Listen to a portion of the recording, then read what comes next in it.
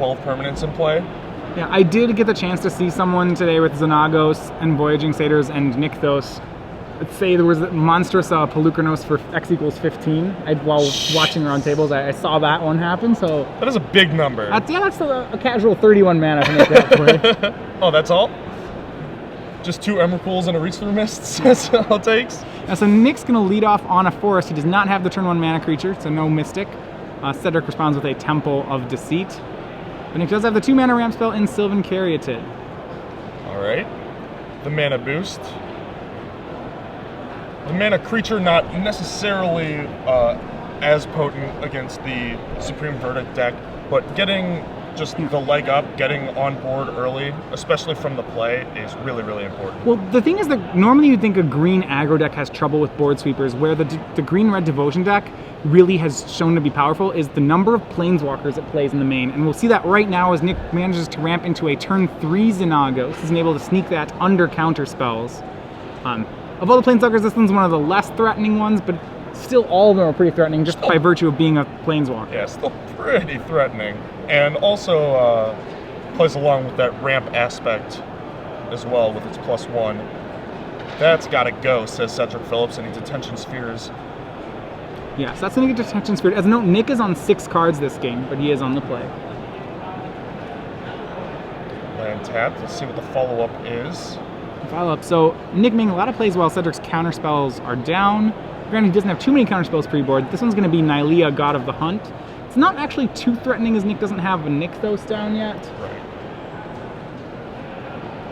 And it's likely in this matchup that he doesn't tend to get Devotion in this deck of 5 it is, in this matchup. It is far less likely here than in other matchups. Supreme Verdict is quite good against Devotion, generally speaking. So Cedric with a full grip of cards here has been able to take care of the first couple plays from Nick.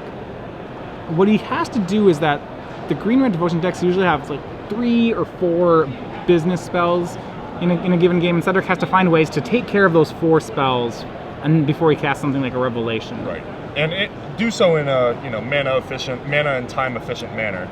Yeah. So he casts the Jace, Architect of Thought, immediately puts it down to 2, which makes it vulnerable to that Satyr token to find 2 lands and an Azorius Charm. Yep, this is a little divination. Yeah, so it's a divination gain 2 life. Yep, basically. So what are your thoughts? He's doing that instead of plussing the Jace. Yeah, there's always the threat that Nick can achieve Devotion on the next turn, and then the Nylea can kill it anyway. Yeah, but something like Arbor Colossus could get him Devotion. Exactly. But I think more likely, well, there it is. And look how smart Cedric looks now. Yeah, so getting a little value out of that Jace instead of having it die right away. Yeah, so Arbor Colossus is made. That puts him up to 5 green symbols. The Satyr goes ahead and hits Cedric, whereas the Nylea, Satyr hits the Jace, while the Nylea hits Cedric. Cedric's now down to 8. And under a lot of pressure. Yeah, it seems likely that he'll be able to take care of the Arbor Colossus here. I mean, if he can't, that's very bad for him. Yes, I would agree. It's going to shock down to 6 off Godless Shrine. We see Sphinx's Revelation, Detention Sphere, among other cards. They'll take the Sphere's going to be cast. Sphere plus Charm. Not a bad turn. Yeah, Cedric, now with the Divination, he's up 3 cards this game, being on the draw, the Mulligan, and the Jace. The question is whether he can convert that, and it's going to start with a Detention Sphere. He's not even sure what he wants to target. Yeah. Now, so there's what do you say? It's got to be between the Nylea and the Arbor Colossus. Yes. The Nylea.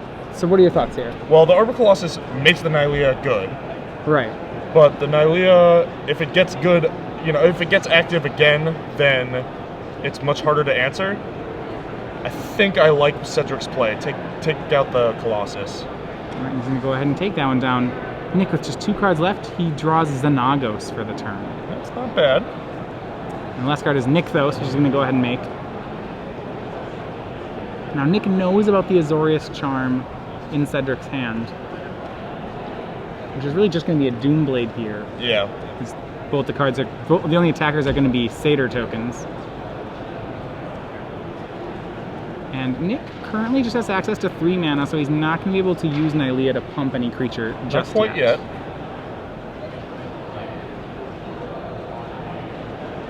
one satyr gets put on top. Cedric goes down to 4. And a Doomblade drawn for the turn, so that's another effective, stopgap, but it doesn't deal with the Planeswalker itself. Yeah, well, we know Cedric has the Sphinx's Revelation. There's the difficulty that he's at 4 and his opponent's making 2/2 haste creatures. Right. That's He's under a little pressure. Not to mention the Nalia pump, each one represents lethal. So if Nick just makes 2 satyrs here, Cedric needs 2 kill spells. Yes. Reason being, if Cedric does nothing, he dies, and if he kills one guy, Nick pumps the other one. Correct. And we'll see, does he have the 2 kill spells? Looks like a Charm and a Doomblade. Yep, swing with the 2 satyrs. Cedric starts by Doomblading a token. And Nick's gonna go for a pump on the other one, and that'll get charmed. Alright, so not bad. Now he kind of has his turn off to Revelation. Yep, and he does have the Revelation. We see a draw of Detention Sphere, so he may take a pause to remove the Xenagos. And yep, I like that. I think that's exactly what we're going to see. Cedric is stabilizing here at 4. Remember, because this green-red Devotion deck is green first, it does not have cards like Lightning Strike or Storm Breath Dragon to top deck for the win here. Right. There's no reach to worry about. The red is for the Planeswalkers.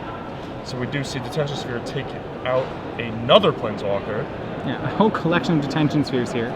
Cedric's building his own devotion to both blue and white. And a couple of lands in Nick's hand, a little frustrated flick of the cards there. Yeah, I think so one of them's Cedric, a Nykthos. That is unfortunate. And Cedric gets to untap with a ton of lands and a Sphinx's Revelation in his hand. Yeah, and here's a telltale play. At 4 damage, Cedric shocks to play Watery Grave. That is Magic you know Online, exactly I would be conceding right now. He's like, oh, that's great. He has, and look how Cedric lays out his lands. He shocks, puts 3 lands off to the side, puts the rest in a pile, and says go. You're just like, oh, I see. And a good draw for Nick, though. This is going to be Garruk, Caller of Beasts. That is not bad. That's a huge draw. I think it's probably the best card he could draw at this moment. Yeah, it's certainly up there. Now a plus is gonna hit Nylea. Just the Nylea. Alright. Alright, so the question is, Cedric off this Revelation will want to hit either a Hero's Downfall or that 4th Detention Sphere. He goes up to 7 on the Revelation. Yep. And now, with 1 away from Devotion of 5 for Nylea to be active. Yeah. And a Garruk in play. And the draw for the turn was the Hero's Downfall that he needed. Ooh, solid. Didn't get it off the Revelation, got it off the draw. He was saving it. Yeah. And Cedric, I almost feel like he dodged a bullet there when the Garruk only drew 1 card. Yes, for sure. He had to be breathing a sigh of relief there. Especially because it was a card that doesn't even activate the Devotion to 5. That was definitely fortunate for Cedric. So Downfall takes care of the Garruk. Cedric now left with a Jace in hand and a Blood Baron of Vizscopa. Pretty good position. He's going to go ahead and lead off on the Jace. He still has Azorius Charm left in hand, and it seems as though he's pulling away here. He did now reach his devotion to blue, thanks to the Jace.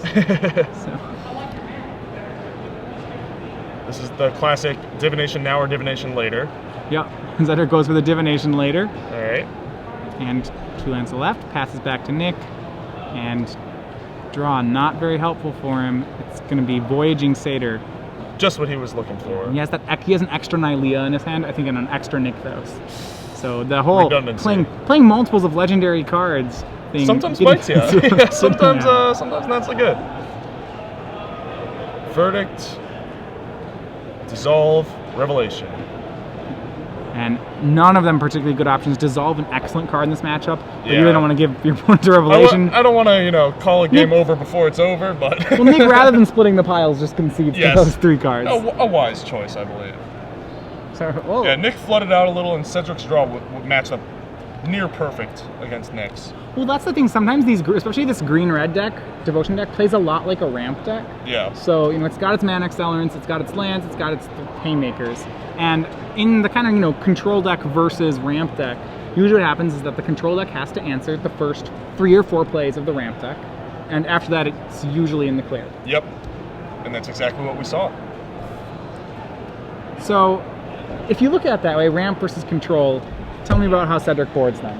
Well, a Thoughtseize is usually pretty good against the deck that needs a is working towards a specific card. Besides that, negates don't really cut it because if you're going to answer Planeswalkers, I think the 2 Pithing Needles are better choices. Although maybe you want both. Maybe Planeswalkers are that important in the matchup. Nick does play 8 in the main, so that seems fair. And that looks to be about it. It's interesting, Cedric has only the 2 counterspells in the main, and we saw when he played the Espermere, he boarded all the way up to 7 counterspells, but the counterspells he chose were negates and gainsays, which against something like this greener Devotion deck, don't actually counter that many spells. Yeah, we've seen a lot of people having, say, 2 dissolve and then boarding a 3rd as a more well-rounded counterspell, but Cedric going for the cheaper, narrower versions for specific matchups. And yeah, let's see if he gets punished for it here. Yeah, so as it turns out, then post-board favors Nick a little bit, or at least he has more to board in. He has a trio of Mistcutter Hydras, which are just for this matchup. As in, just what he wants to do is, I think, a lot of times in this matchup is, so I said there's 3 components to his deck. There's mana ramp, there's lands, and there's haymakers. He usually wants to take out some of the mana ramp and add in more haymakers. Right. He's gonna add in he has 3 Mistcutter Hydras, he has a Rurik Thar, and he has a Destructive Revelry in the board, all of which probably come in. Yep, I would imagine so. And Cedric's answers to the Hydra are just the 4 Doomblades and 3 Heroes Downfalls. And the Heroes Downfalls are going to be a little overloaded. Yeah, he almost wouldn't want to spend one on a Hydra if he could help it. Right. And then, Supreme Verdict after taking a hit works. Detention Sphere does not. Azorius Charm does not. So that Hydra's going to be a fairly effective card. This is one of the matchups, though, where Azorius Charm is still good, right? Yes. I would think so. I mean, anytime that you're being attacked by creatures that are affected by summoning sickness, Azorius Charm is going to be a huge tempo gain. So how do you board out then in the matchup? Cedric, he only has the 3 ways to win the game. Can he cut some of those? That'd be my question is, how do you respond with boarding out cards? It seems like his deck was already mostly just removal. Yeah, removal and card draw. How do you cut from that? Right, how do you cut from that to get other things? Blood Baron's probably not great because it just gets outclassed and the protections don't matter. Can you just have 1 Aetherling and no other way to win? Aetherling and Jace, and that's it. You don't have to worry about Aetherling being the bottom card of your deck because you have Jaces. True. And he does have a second Aetherling in the board. So I think that's a viable route. I mean, the life gain from Blood Baron's good, theoretically, but...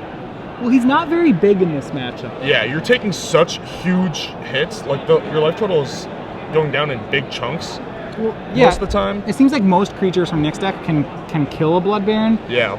Even a Burning Tree Emissary with Nylea kills Blood Baron. Yeah, that is not profitable. So I would say maybe the Blood Barons can go, and then maybe you just have to cut the counters because you're too busy doing sorcery speed things, like Supreme Verdict's too important. Maybe. I don't know. It's hard to say. It also depends on player draw. That seems pretty fair. It might be that we see a Verdict leave just because the other 1-for-1 removal that's instant speed is probably just better than Supreme Verdict in the matchup. Yeah, I could see shaving a Verdict. Either way, Cedric has a lot of removal. He has access to just even more removal after board. Yeah. What's interesting about the matchup is, when Cedric's deck is literally all removal and just card draw, you'd expect it to be good against a ramp style strategy, but Green Red actually has a lot of play in the matchup just because its threats are all so diverse. Cedric has to have... And explosive. Yeah. It gets such explosive draws that it doesn't matter, how many answers you have in hand, you're going to die before you can deploy them all. Yeah, it's almost like Cedric has to have the right answer, at the right time. Yeah. And the problem is, if he doesn't have the answer on curve, he's gonna, he'll pay the price really hard, like 8 damage immediately. Yes. Yeah, every turn you don't answer, say, a Planeswalker, you're falling further and further behind. Right. So here we see Nick pulling up his 7, thinking about it. He was on 6 last game. He'll be on 7 this one, though, so he keeps. Cedric ruining the playmat. And Cedric immediately keeps 2. So we see All the right. best start for the Devotion deck is a turn 1 Elvish Mystic. What Cedric typically in this matchup would be worried about is a turn 2 Dome Rerod. It's the Yes. best. That's pretty much the god draw against every deck. Cedric does have the Pithing Needle in hand, though, so he has a defense to it. Scries to the top there. Pithing Needle is definitely going to be an interesting card because you kind of want to preempt the Planeswalker, but you also don't know which one to name yet. So no turn 2 Dominate. It's going to be a hit from Elvish Mystic, a Nykthos for Nick, and then Sylvan Caryatid. All right. Ramp, ramp, ramp. Yeah, I can play a 5-drop next turn. He's building to something. And Cedric just shaping his hand with temples right now. Just looking at the game state right now, look how far behind Cedric looks. Well, yeah, he has a tap land on turn 2, whereas Nick's going to make a 5-drop. Yeah. The thing Nick has to have is to make sure his cards, or in the matchup, that his cards count, it would seem, He Right. could play something like Arbor Colossus, but if Cedric just has the Doomblade for it, it doesn't matter that it was a 5 versus a 2, Right. they still trade. He invested, these fractions of these other cards into it and is getting 1 for, quote, 1. It's a pretty big disadvantage. You need to get value out of your cards if you're going to invest so much into them. So Cedric has to worry about things like Rurik Thar at this point, I Yeah. would guess. Rurik Thar, any of the Planeswalkers are going to be good if, like, for 1 activation plus the Needle, and then you can follow it up with another. Yeah. Any big creature is going to be enough to put Cedric on the back foot. All right, Nick's going to shock on turn 3, and he does have that Mistcutter Hydra for 4. He also has Boon Satyr in his hand, but he's going to go ahead and swing that. Cedric drops to 15, and you're talking about Cedric being behind. Now it looks, that just looks like it's been compounded by that play. Yes, absolutely. I mean, being on the draw with tapped lands against mana accelerants And haste creatures. and haste creatures, yeah. Every turn feels like you're a full turn more behind. So we do see Pithing Needle probably naming Nykthos. You can naming Nykthos won't do anything. It's a mana ability, It's right. a mana ability. So we'll see Pithing Needle's on Garruk. Okay, preempt the Garruk. I like that. Yeah, and that's actually pretty good. One of the things, That's the one that you have to preempt. if Nick plays a Garruk and plussed it, that would be so bad for Cedric. He Yes. doesn't even want to let him activate it once before killing it. You can handle a 2/2 or a Domri Raid, drawing a If Dominated gets 1 card, fraction of a card or something like that. Not a huge deal, but if Garruk plussed, you can fall really far behind. all right, and second Mistcutter Hydra comes down. Cedric drops to 11. Nick no land, ships the turn back. His hand looks to be This a is- Voyaging Satyr, a Boon Satyr, and a Destructive Revelry. This was the Supreme Verdict turn, but Cedric did not have it. Yeah, this would be a great turn for Supreme Verdict. But a Hero's Downfall is not bad either. Go All ahead. right, I've dealt with 2 of your Haymakers. And it looks like Nick's starting to run out of Haymakers. He just has 2 mana creatures and a Boon Satyr right now. Green Arrow, Hawkeye, Robin Hood, or some other kind of Attack monster, and you have lost your quiver. Please come and claim it lost and found. Alright, so Elvish Mystic hits Cedric down to 10. Caryatid makes a replacement 1. And he's going to leave up 3 mana, probably for an end-step Boon Satyr. Yep, it appears that way. Cedric's scrying to the bottom. And now it's just a matter of whether Cedric can, turn the corner, pull fully ahead before succumbing to the pressure. And Cedric untapped 4 lands. He's debating whether or not to tap out for something here. We know he has a Revelation in hand, so he just needs to stay alive. All right, he passes and Nick chooses not to use his Boon Satyr. Nick's draw for the turn is another land, so he's still pretty light on action. And he's going to go ahead and swing the 2 Mystics.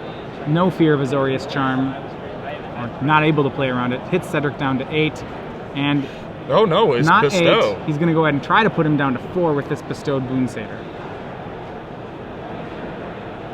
Well, now we know why he didn't end step it, saving it for the Bestow ability. Yeah, and that's going to draw out a Hero's Downfall to take care of the Elvish Mystic. So Cedric takes 1 and goes to 9. We'll see now. He seemed a little reluctant to use the Downfall, presumably like he was saving it for a Planeswalker. I think Boon Satyr really forced his hand there, which is really one of the strengths of the card. It forced Cedric to use a Hero's Downfall on Elvish Mystic. Yes. Which...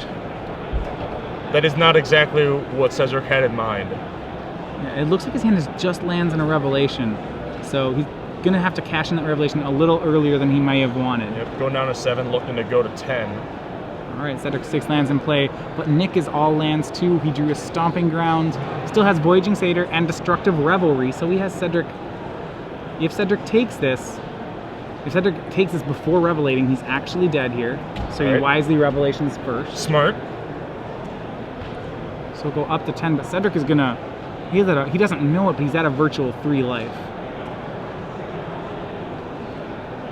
Look like he does have a Dissolve, so he left in his counters, or at least one.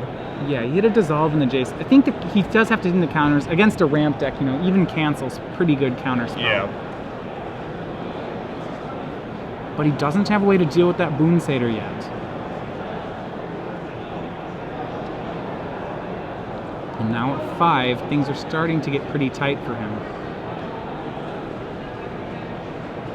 What does he think about Jace Plus? Yeah, I don't think he has the untapped land for Dissolve either. That's unfortunate. Yeah, so I think he's debating whether, he obviously wants to leave up Dissolve, but at the cost of 2 life, that's pretty aggressive. Yeah.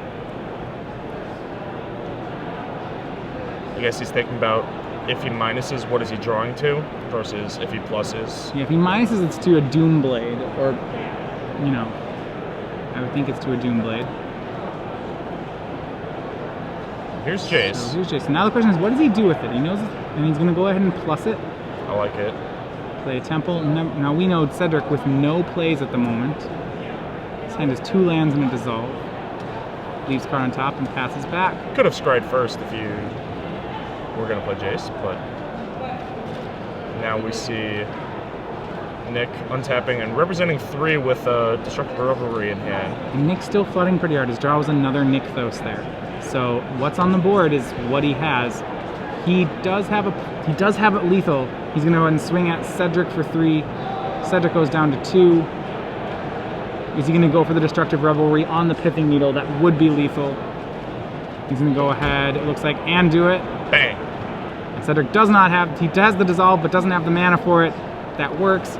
Cedric could have had the mana for it, but he would have had to shock to do it, which defeats the point. Right. So he takes 2 either way. And Nick with just enough damage to deal with that. 1 more life point, and Cedric's really in that game. Yeah, I think so too. For how flooded Nick was, that was a very close game. He won. He won despite being flooded. Despite being really flooded. Like the back-to-back Hydras turns, like even though Cedric answered them right away, he still took the hit from them, so that his life total was just too low by the time he stabilized. Yeah, and I think I want to talk a little bit about the card. I think the card that got Nick that game is Boon Satyr. So Boon Satyr is a card that originally didn't see play in most of the red-green lists, but really has kind of come into its own here. I think it's one of those deceptively powerful cards. Yeah, it first started just as another card for Ban Hexproof, because it's an aura, right? Yeah, it can do 2 different things, But yeah, it's found its way into these more aggressive and even mid-rangey decks just as a value card. Yeah, I just mean, efficient stats, good in different matchups. Well, it's really a double threat a lot of times. You saw there, it forced Cedric to, Hero's Downfall of an elf. Yeah, it turns Elvish Mystic into a Thragtusk. Right? Yeah, that's exactly. I suppose when it dies, you instead of getting a 3/3, you get a 4/2. Right. It's about the same card. And you don't get to gain 5 life. I think that's a fair trade-off. Well, you did pay an extra card for it. Oh, to be dang. fair. Not exactly. It's not actually a Thragtusk, but It's a 5-3, so we'll take It's it. a 5-3 that gets you a guy when it dies. It's a Thragtusk. And you discard a card. And you're very happy, and costs one more. And you're still very happy to cast it. Yes. That's how good Thragtusk That's how good, was. yeah. So yeah, it does. We didn't see many post-board cards there from Cedric. It looks like he's boarded in the Pithing Needles. I'm not sure if he's boarded in really anything else. No, we saw Pithing Needles and we saw a Dissolve, so he is still on those. It's probably just a small change that he made. Yeah, and there was one of the dangers in the matchup that we saw there is that there's such this fine line, it seems, that Nick has to walk between wanting ramp spells and really not wanting ramp spells.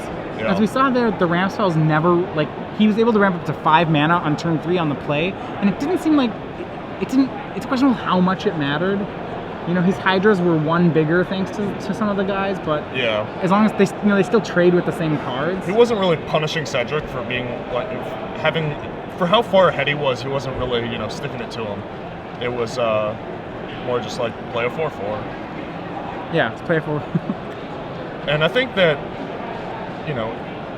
in theory, Cedric's deck should be favored, especially in those types of games.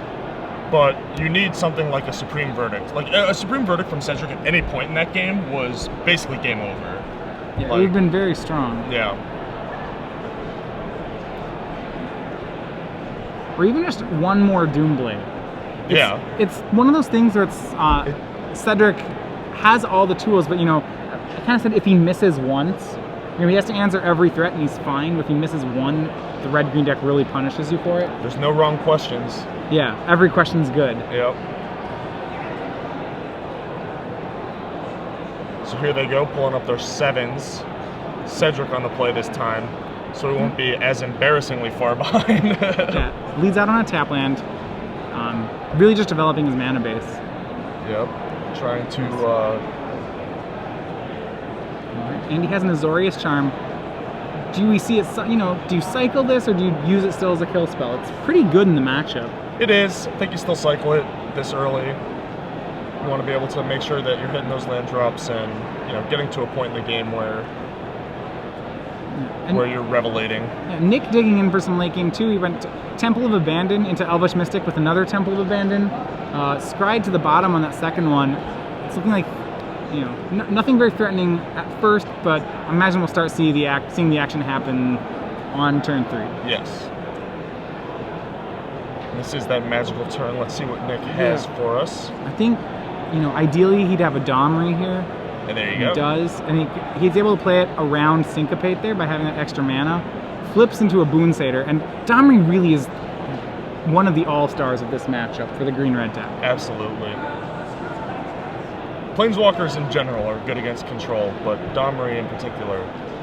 So Nick, just a little note there, Nick swung with the Elvish Mystic. He probably wants to swing with the Elvish Mystic first, so that if it gets Azorius Charm... He draws the Elvish Mystic? Yeah, so he probably wants to not use the Domri pre-combat. Right. He probably wants to use it post-combat. The little things. Yeah. I mean, as it turns out, then he would, he got the Boon Satyr. Yeah, he got his card. Anyway. It's all good. Alright, so Cedric, his first play of the game is going to be his own Planeswalker. It's Jace. He's going to go ahead and plus it to keep the Mystic off. That'll give Nick more chances to draw cards here.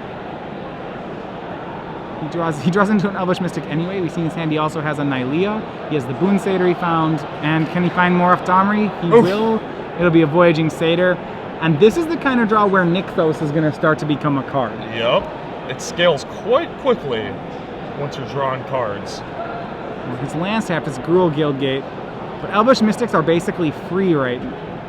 Well, they're not free yet. Right. Once we get into Nykthos land, they will be. But yeah, he's 1 mana short. He passes the turn, definitely representing an end-step Boon Satyr.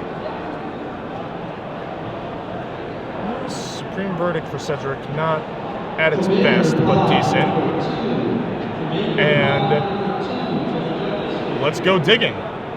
Jace hits Jace. Another Supreme Verdict in a land. What I like about this is that he's slow-rolled the Supreme Verdict so that Nick might be thinking that he wants the Supreme Verdict more than he actually does. Yeah.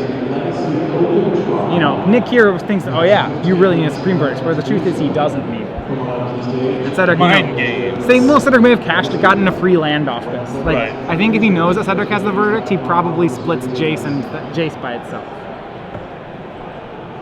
Cedric actually considering taking the backup verdict here instead of the 2-card pile. I wouldn't fault him too badly for it. Yeah, I mean, verdict is still very good.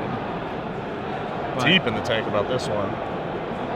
Well, how do you continue from here? Because you know you're getting Boon Satyred at end step, right? you know that a Boon Satyr is happening, so you know that your Jace is probably dead. I think you want the replacement Jace as a result. And Yeah, the land that's never fair. hurt. That's fair. Unless he thinks he can actually protect the Jace.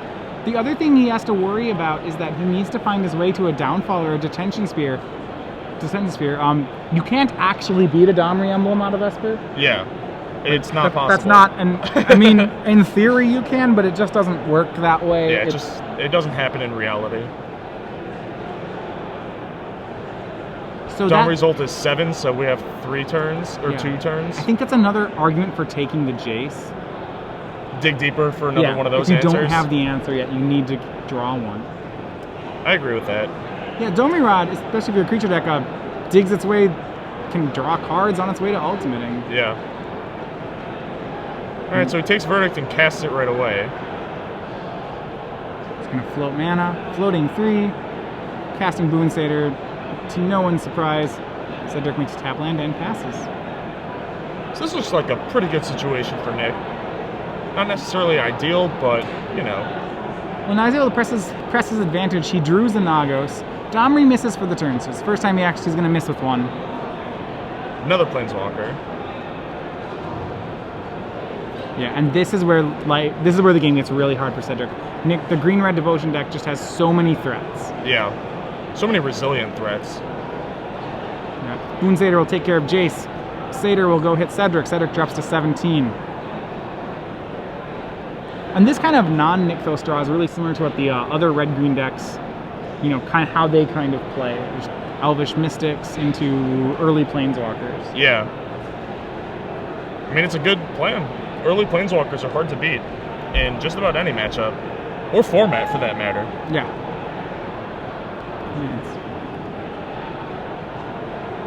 So Cedric, somewhat stable on the board. He's facing down 8 damage next turn, and also needs to take care of the Domri.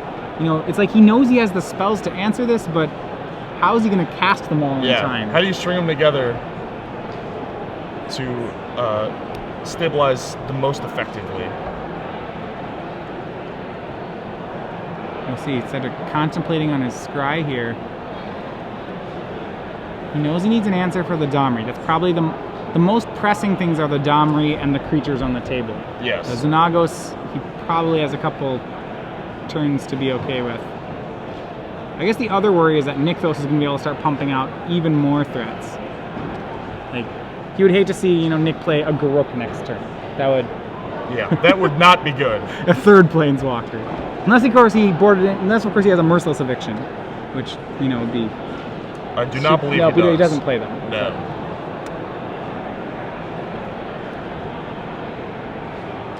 So we're scrying right now on the Black-White Temple. We're going to read Nykthos. Yeah, so I was talking with a player about Nykthos math, how to count the Nykthos. Basically, it's your devotion minus 2 is how you start out by counting it. You can say it taps through devotion minus 2. What it also does is each untapped Nykthos makes every on-color card in your hand cost 1 less, is the other way to think about it. So think about it's like an Emerald Medallion, if you've ever played with those guys. If you have a Voyaging Satyr in play, the Voyaging Satyr is like another medallion, so when you count it. So say you had Boon Satyr, it's like Boon Satyr, if you had a Voyaging Satyr and a Nykthos in play, your Boon Satyr costs 1 right now. Right. As long as they're still untapped. So like that's kind of like how you count your Nykthos mana. Shortcutting the shortcutting the Nykthos mana is Nykthos' devotion minus 2, and for every untapped Nykthos or Voyaging Satyr, it knocks 1 off all your spells. Right. All right, so looks like Cedric finished scrying. Yeah, I love Esper control decks. You play your whole turn is you play a tapped land. You look at the top card to scry. You spend 30 seconds. For a minute, yeah. Then you say top and say go. Top go. Yep. And Nick returns to being on the attack here. second Satyr. This is going to be an 8-point swing. And the scary part is Nick still has a full grip of cards. Yeah. Not to mention the 2 Planeswalkers still in play. Yeah, and I believe Nick also has the Garruk here. Wow. So Doomblade comes out from Cedric. For the Boon Satyr, if you're Nick, that does take away your ability to cast Garruk. Awkward. But now the pressure's on Cedric. Domri goes up 1. It is 1 away from making an emblem. Pressure's on. Yeah, we may see Nick use this opportunity to land a Nylea. It looks like what's going to happen. All right, and it does resolve. So, first things first, this turn Cedric's going to have to answer Domri. He cannot beat that emblem. The second thing, Nick can hit Cedric for a lot of damage. It's like he almost needs untapped land. Verdict. No, Verdict doesn't do anything. Oh man, he needs a lot. Yes. He needs like some Azorius Charms and a Detention Sphere. That would probably... A Detention Sphere and a Needle. Something like that. A Needle would be great. See, first play, 3 mana here. He's going to go for Divination. Means he doesn't have the answers in hand. He hits Doomblade and Jace. No way to answer that Domri.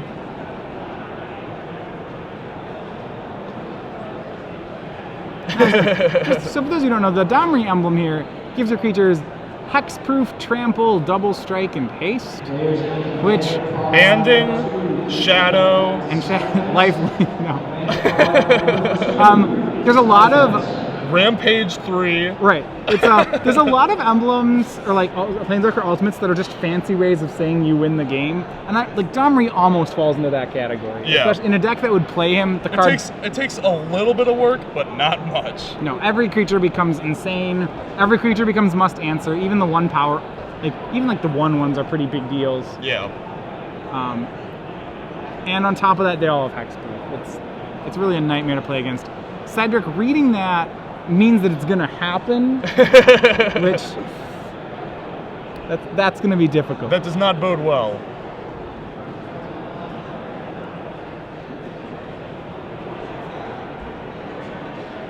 And it looks like Cedric's going to play his 4th land and then Jace. He might be dead on board. Man. Yeah, he might be dead on board. He was He's only at that 13. Jace like he was going to play it, but... He has a Jace and a Verdict available. And so there's Jace. You can tell if you're Nick, you are thrilled at this play. I can't imagine. I haven't done the math yet, but I can't imagine this isn't lethal.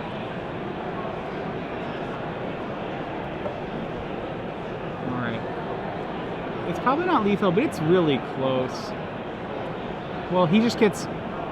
It's very possibly lethal, actually. Yeah. Between those... Well, because Nick, as you see here, we'll see the potential of what Xenagos does here.